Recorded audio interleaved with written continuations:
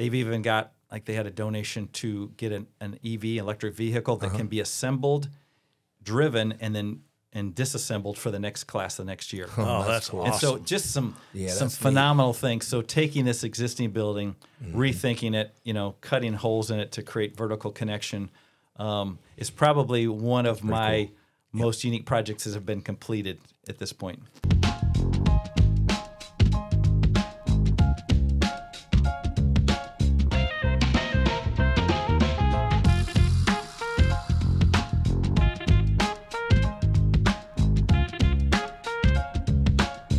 All right, well, welcome to the table. Steve Oliver, president of BLDD Architects from Decatur, joins us. We really appreciate you being here today. Yeah, thank you for having me. I'm very excited. Yeah, absolutely. Really love seeing what you guys are doing here with the table. Yeah, well, thanks. It's crazy. As we've done more of these, what we keep learning over and over from people is that everybody likes to hear other people's stories. Yeah, and especially kind of the backstory, the story behind the story behind the story. Yeah, absolutely. Yeah. So that's what we hope you'll share a good bit of your story with us today. So how long have you been with BLDD? So I've been with BLDD my entire architectural career of 35 plus years. Wow, that is awesome. Don't hear that very much. No, these it's not days, a common right? thing, but it's been a great fit for me, and just fortunate to find that right out of college. So stayed with it ever since. Yeah, that is awesome. Very. And how many offices do you guys have now? Because I just remember BLDD back when I was growing up in Decatur. It's just one office downtown. Right. That's where it was when I started in 1988. I guess it was full time. We just had one office. I think we had 17 employees at the time now, and so we've continued to grow and expand, and we just recently acquired a small educational firm in St. Louis. Okay. That'll officially acquire January 1, so we've added another 7 to our staff. So we have physical offices in Decatur as our headquarters, an office in Chicago, and then also St. Louis. Okay. So those are our 3 physical office locations, which really allow us to cover geographically the entire state. Sure. And then we have a number of co-work spaces, here in Springfield, Peoria, Champaign, that allow our staff to live in those various cities where they may want to live and work remotely in a lot of cases. Nice. Do you guys do a lot of educational buildings and K through 12? K through 12, yeah. Huge part of our work. I would say probably in the last 5 years, educational work is over 80% of our revenue. Really? So K-12 mostly, but also higher ed, college and universities. Of those together, educationally is over 80% of our revenue. So that's really become a huge niche for us, and that's one of the areas that we're really looking to expand in the St. Louis area there as we grow and acquire down there. When you said you just acquired a firm down in St. Louis, you said educational. Is that because they do a lot of work in the K-12 It was a really unique situation. The gentlemen down there that own that firm are 78, 72. So they had been looking to find a good home for their clients and their staff. And we had sort of been pursuing work together down in that area for about 2 years. So we built a relationship with them, and it was just really unique the way our cultures were so similar and our desires to really take care of our clients was so similar. And so they'd even had another offer from another firm to be acquired, but they turned that down. And they actually pursued us. They said, "Hey, would you guys be interested?" Oh, that's awesome. And we said, "It was a perfect opportunity, perfect time," and so we're really excited about that. So there seems like there's in a lot of industries, particularly in art restoration industries, a lot of consolidation. Private equity money and things like that. Do you guys get? Do you guys have firms that are trying to get really big? And we do. You're right. There has been a tremendous amount of mergers, acquisitions going on in the last 10 years, and in the last 5 years, it's like nationally, when you see the numbers, it's kind of crazy. Really? And we've had a number of firms approach us looking to merge or acquire us, and we just haven't had an interest to do that. We really like the niche we're in and the freedom we have to run our own business. And so we have turned down those opportunities. And so, we're do seeing that. There's such a desire in the market to have specialists. Everybody wants to work with a specialist, whether it's K-12 specialist or, we do senior living, we do religious facilities and higher ed, but they want somebody that knows their industry, knows their business inside and out. And so that's one of the things that's sort of driven our industry. It used to be very generalist. You would work on anything, everything you could get your hands on. And today people want to work with specialists that know their business. Interesting. And I was just going to ask you, I think you mentioned, so you, besides K-12, you also focus on senior living? Senior living is one of our market sectors, religious facilities, and then higher education. Okay. And on the higher education side, it's primarily more, we've gravitated more towards private colleges and universities, community colleges. Yeah. That's where we're able to get a client, keep them, and a lot of these public institutions, you basically have so much competition, and they have to spread the work around. And you know, it's hard to build relationships with those bigger institutions. So that's more in the higher ed niche that we have started to really find our place. So thinking about today, when I think about, I'm in a CEO group with Jennifer Gill, and you know, security has become a big issue at schools. Has that? I mean, like when it comes to designing new facilities, is security a big deal? Huge issue. Every building we do, even existing buildings, when you're doing renovations, a lot of the older ones were never designed for what we're dealing with today in terms of secure entrances, and so that's almost a basic must-have. Every project we do has a total security interest. Starting to think about using bullet-resistant glass, bulletproof glass in the entryways, and bring people in before they can even get access into the main office and have to be buzzed into the rest of the school. So it's pretty much a standard way we had doing life anymore in schoolwork. In 35 years, that's probably changed significantly. Oh my gosh, yeah. A lot of things have changed. 35 years, it's crazy to think how much technology has changed. So when I was in college, we were still drawing everything by hand, straight edge, T-square, pencil. And when I was in graduate school, computers were just starting to make their presence in part of the design studios in college at the U of I, but just barely. So when I got out, we were sort of on the, I'll call the leading edge of starting to bring computers into the firm at that time. And having come out of school, I was one that had some of that experience.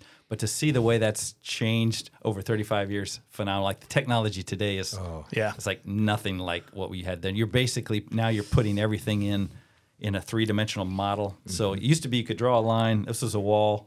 Now you have to know what the wall's made of, how thick it is, what the materials are.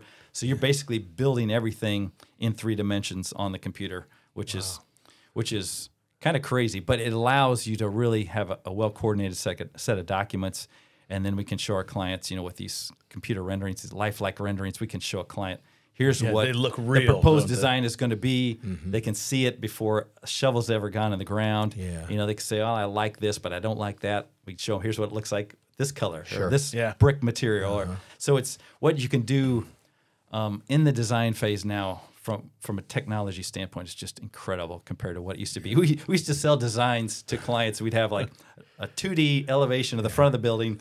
We'd render it with markers, and like, this is what you get. And they'd say, I'm in for it. They take it because that's all you had. And then now to try to sell a design with having that, they'd say, no, they want to see, they want to know, really understand what they're getting. Yeah, you can probably walk people through a facility, right? You can. That's a little more involved. If you say, I want to walk through the whole facility, it can be done. It's a little more expensive to do that, but primarily the majority of our clients will say, we're going to do these key spaces like Springfield High. Here's what the atrium commons dining space is going to look like. Here's what the auditorium is going to look like. Here's what the front entry historic lobby is going to look like. So you kind of get those key spaces. You don't have to worry about walking them through every classroom and hallway and that sort of thing. So, but do you still manage or design buildings? Or I still, am a managerial role. So one of the neat things is, obviously as president, there's a lot of administrative work that comes with that. But I love staying involved in the profession and being actively involved in projects as a principal in charge, and so overseeing those at a higher level in terms of scope and budget and staffing and making sure we're making the right decisions as we go along. So I have a number of projects at any one time that I'm managing from that level. Nice. And I still enjoy doing that. Yeah. I would hate to be all involved in just administrative work. Did you guys do Williamsville by chance? We did. Wow. We did. An awesome place that is. Yeah, I heard you guys talking about that the other day. It's quite a complex, isn't it? Yeah. Unbelievable. I mean, if I'm moving to Springfield, I'm probably going to move into that district. Yeah. I mean, if my kids are, at that age, I mean, until he drives by the finished Springfield High project, you're getting it looks great until you see Lanphier coming, and then Springfield High is amazing. It's impressive. Have you been around? We did some work that out building? there this past year when had some water issues. Right. It's getting very close. You probably heard Jennifer Gill talking about that recently. They're going to be occupying a large portion of that building here in about 2 weeks. And then finish the other and portion. Then we're going to be finishing the auditorium, tearing down the old gymnasium and the Edison wing, and then doing all the remaining site work. So when it's all said and done, it's going to be pretty spectacular. Yeah, it already cool. is. It is, for sure. Now, did you guys do the work on Memorial Stadium as well? Yeah, it is nice. awesome, The too. turf field and the track, and just having that access right there on the site is pretty phenomenal. Yeah. So we're excited now to be working on Springfield High, and got to do something equally as good there, and so that's well along in the design phases right now. So we're pretty excited about that. And a lot of your work with O'Shea Builders. Yeah, we've done a lot of work with O'Shea Builders as a construction manager. We're doing both Landfair and Springfield High with them. We did the Williamsville project with them as well, and a number of ones around Decatur and so forth. So we've got a long, good relationship with them as well. Yeah, I suspect you mentioned 35 years in the industry, that learning spaces look completely different as well. Very compared different. to 35 years ago. Very different. There's so many schools that we see. That they have sort of the old double loaded corridor. 30 by 30 classroom, just repetitive. And that used to work. When you and I were in school. But in today's learning environments, it's much more about than just lecture. There's a lot of hands-on learning. There's a lot of flexibility in the spaces, different size spaces, a lot of breakout collaboration spaces. Yeah. So if you look at a school today, you'll see a lot of differences from the schools that you and I grew up in. And so just really starting to understand how teachers teach, how kids learn, and making sure they have the backdrop, the space to carry out those educational programs in schools is a huge part of the success. Yeah, maybe that's what happened to me. Was I needed today's learning spaces instead of yesterday. I'm like you. I could have used much more hands-on learning. I learn by doing. Me too. And so many students do, and not everybody can learn from a lecture style. Right. Think about it as AI could have really helped me back in college when I didn't go to class. You could have write your papers for you. ChatGPT. ChatGPT. ChatGPT. For sure. Pretty crazy. Yeah. Pretty crazy. So growing up, I knew Gary Likens really well, and just think the world of their family. Yeah, and great family. I know what kind of Great culture family. they had back then. So talk a little bit about how you maintain or improve culture at an organization where you have multiple locations. Obviously, quite a bit bigger firm than back in the day when you came on board 35 years ago. Yeah. Things have changed a lot. Yeah, and like you said, Gary and his family, amazing family. He hired me. He hired me out of graduate school. I worked as a summer intern there between my 5th and 6th year of graduate school, and then he ended up hiring me full-time out of that. But, great family. His son still works for us, runs our Chicago office, Scott. Yeah, great guy. But, culture is important. It is ebbed and flowed over the years, and I'd like to say that we have a lot to do with that. Probably more than we realize, but we have learned the importance of trusting our staff, as professionals. We have given them a lot more freedom, and that has really, I think, helped us in so many ways. We took a leap of faith back in 2016. This was pre-COVID, so we were sort of looking holistically, strategically, sort of how we wanted to restructure ourselves. And at that time, we had physical offices in Bloomington, Champaign, Decatur, and 45 minutes from each other. And in the day, that was important, where you had to be seen as a local presence. But as our world has become more global, having somebody living in that city became less and less important. And so we realized we really needed to rethink who we were. And so the leap of faith we took is, at that point, I think it was in April of 2016, we made the decision to allow our staff to work remotely up to 3 days a week. Again, pre-COVID. Back in 2016. Back in 2016. And we told our staff, all right, we're gonna try this. This was mid-April, I think. We're gonna reevaluate at the end of the year and see how this goes. And if it's not working, we're gonna require everybody to be back in the office. And we were very nervous. I'll just say that. I bet. How do you know the work's getting done? Well, we were that way with COVID. And so we got to the end of the year, and much to our surprise, we didn't lose any productivity. I think we might have even gained productivity. Our staff loved it. The flexibility that it gave them to intertwine their lives, their work lives with their family lives. If they needed to be with the kids, take them to a dentist appointment or something during the day, they could. They just get your work done. You had to be available during certain hours. But at any rate, we said, all right, we're going to continue this on. It's working.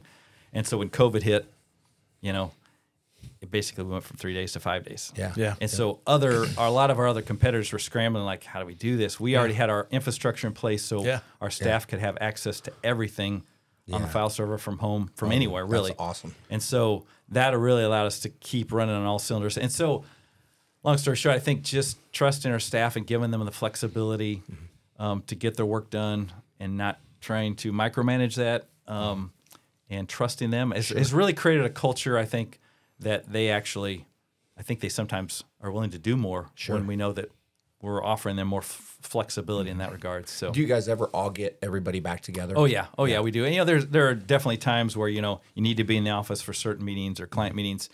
We have a lot of office gatherings. We do a mid-year outing where a lot of times we'll take our whole staff and travel. Like this last year, we went to a Cub Cardinal game. Oh, fun.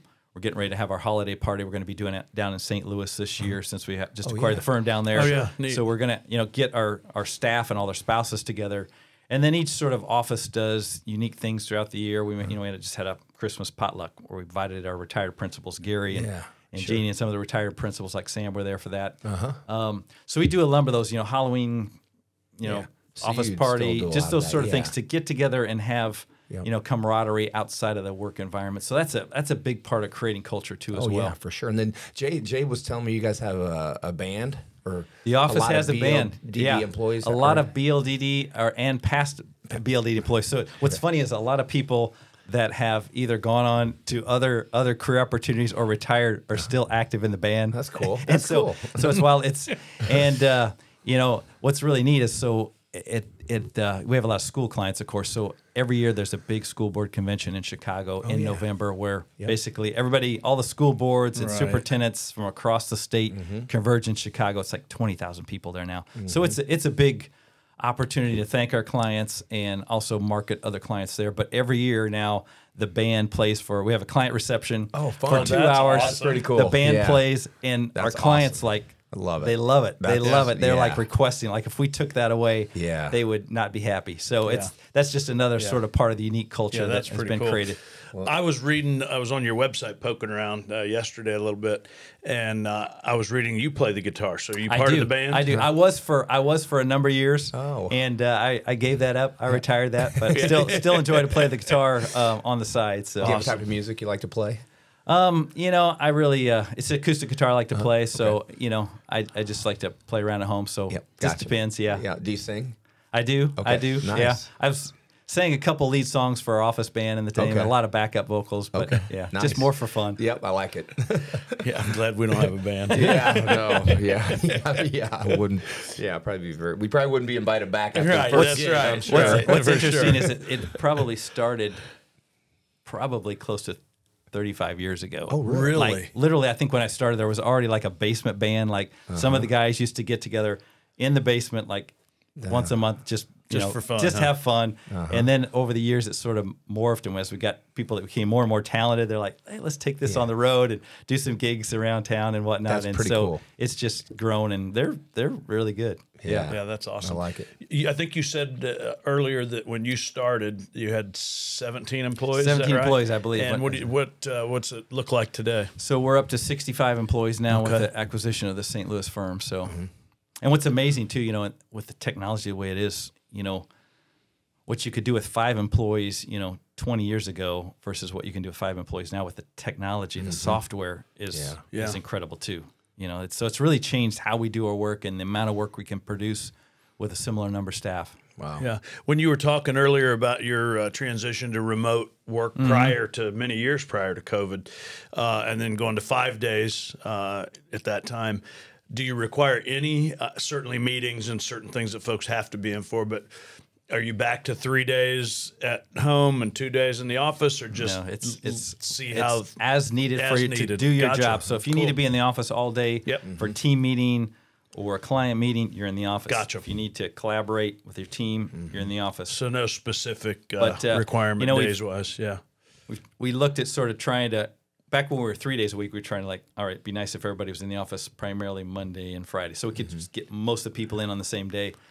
But everybody's schedule is so different. Their client meetings are so different. That was even a challenge then. So we've really allowed a lot of freedom Yeah, that's awesome. Well, you know, Sickage is our accounting firm, and I went to a Christmas party there, and they have office space. Well, the way they designed it was, okay, Brad's got to reserve a space if I'm going to be in the office on Monday, but then maybe on Tuesday, Chris has my space, and I'm working from home. Is that what you see, like, moving forward in new office designs? Yeah, or? I think you're seeing a lot more where it becomes more of a bench type sort of arrangement where, you know, for one, you don't need the big furniture setups we used to have. We had drawings laying out inside of you. Now you have multiple monitors, so you pull drawings up on the screen. You don't really roll these big sets of drawings out like you used to. So you pretty much it's more of a benching style. So you don't need near as much square footage per person. You know, you don't have to have your desk. You know, it could be any computer that has access to the file server. So that's changed a lot. And you know, I don't see us going backwards in that regard. The need for more real estate really,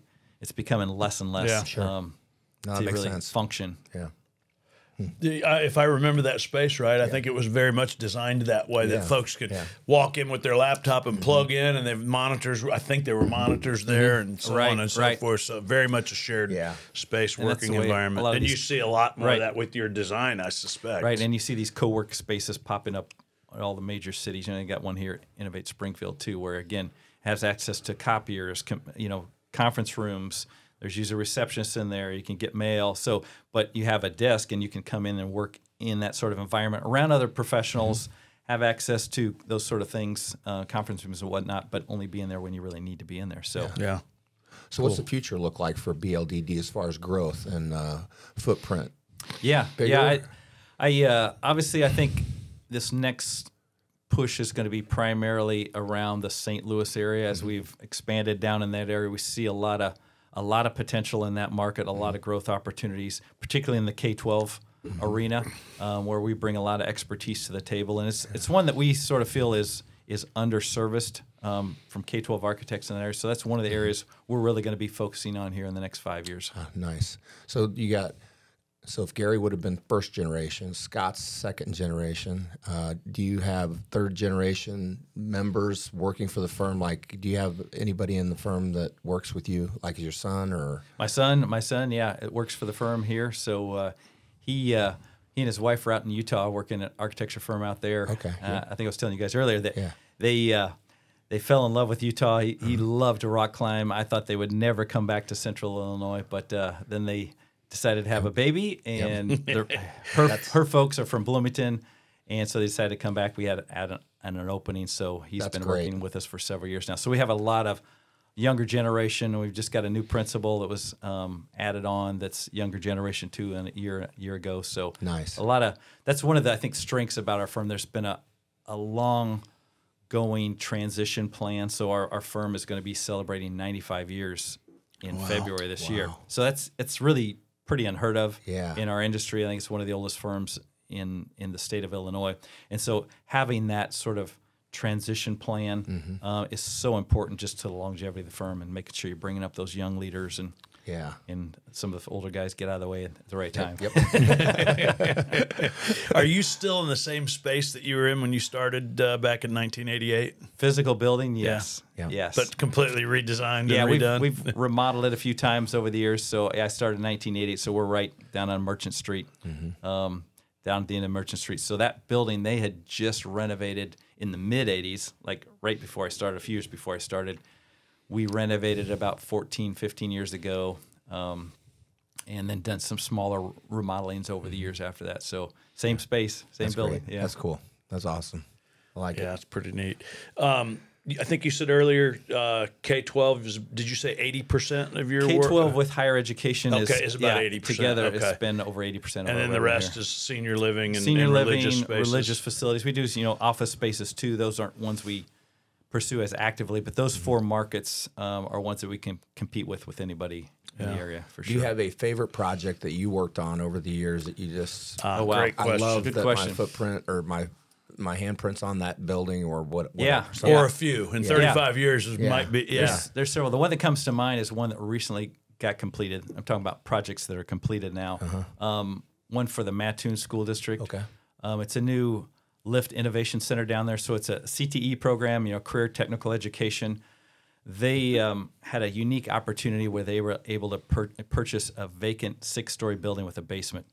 and with this idea of creating this hands-on technical program, regional, so they can offer their programs to 28 surrounding school districts. No kidding. And so, there's one level has communications. It's got a broadcasting recording studio. There's childcare training on one floor. There's an leadership institute. There's culinary arts on one level. There's IT. There's construction materials, HVAC, green energy, architecture training. They've even got, like, they had a donation to get an EV, electric vehicle, that can be assembled, driven, and disassembled for the next class the next year. Oh, that's cool. And so just some phenomenal things. So taking this existing building, rethinking it, cutting holes in it to create vertical connection, is probably one of my most unique projects that have been completed at this point. How old of a building? It's interesting. Part of that building, the original building, was like 1928, and then it got added onto in height and remodeled multiple times. I think the last remodeling was like in 1993, but it was owned by Consolidated Communications, if you've heard of them, headquartered out of Mattoon. Yep. They'd moved their headquarters. This was their headquarter building, so well-maintained, great building, just sitting vacant, perfect for this opportunity. So if you ever get a chance to go through that sounds really cool. It's phenomenal. I mean, other districts that have seen it, like, I want to do this in my community. Yeah, I can only imagine. Well, so I just really enjoyed being a part of that one. That's cool. Thank you. You said 28 other districts? Surrounding districts, yeah. Man, are they all in the same county or surrounding counties? All surrounding counties, surrounding counties, and they can, their students can pay a fee to come and take programs that their schools can't offer there.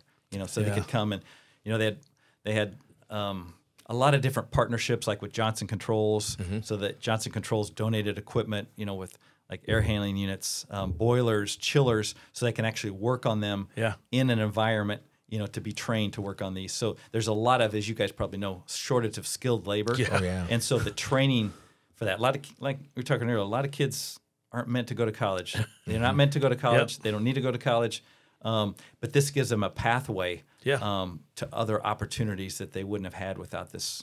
And can make a great living. Great living. I mean, there's some really good money in some of these areas.